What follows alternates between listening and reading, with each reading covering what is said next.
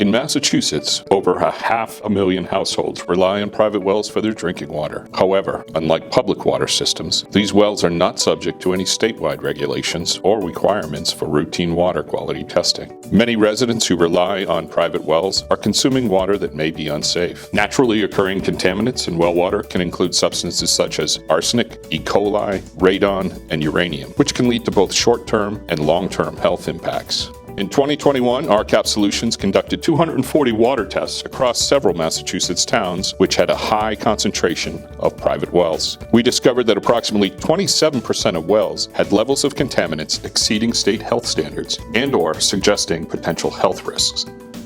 Man-made PFAS contaminants have also posed a growing concern. In fact, the Massachusetts Department of Environmental Protection's PFAS testing program has found that approximately 5% of wells had levels of PFAS exceeding state health standards. These toxic forever chemicals can contaminate groundwater sources and cause a slew of human health impacts. RCAP Solutions is currently partnering with the Health Foundation of Central Massachusetts to engage with key stakeholders and government officials to advocate for legislation that would install sensible, health-based regulations for private wells and financial resources for homeowners who discover contaminants in their well water. My name is Christopher Carlson, and I live in Westminster, Massachusetts. Before purchasing this home, I had no knowledge of a private well. But when we moved in, it became obvious quickly that the water wasn't right, it was contaminated.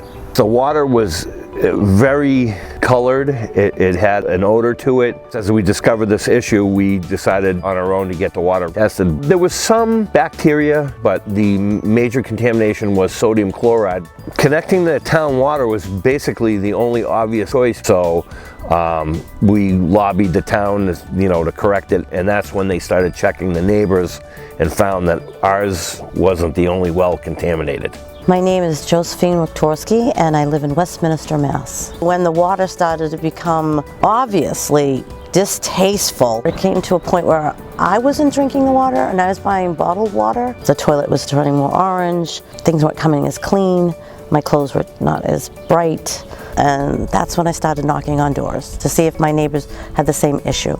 And lo and behold, I found out it wasn't just me, but it was 14 of my neighbors. It took a while, but we got them to run a town water main, and we completely closed down our well. We now have town water. The importance of any legislation promoting regulations concerning private wells would be helpful in the fact that you wouldn't have to suffer the way my family has suffered. It affected every aspect of our life, from wanting to just take a clean shower and be clean during the day, to wearing clothes that didn't feel grimy, and to not have your clothes ruined. I mean, the list goes on. I think the legislation that they're talking about is great. It is really important. People don't realize how important it is to have water. Water is a staple of our lives. We need it to survive. And everyone should have clean water. Everyone.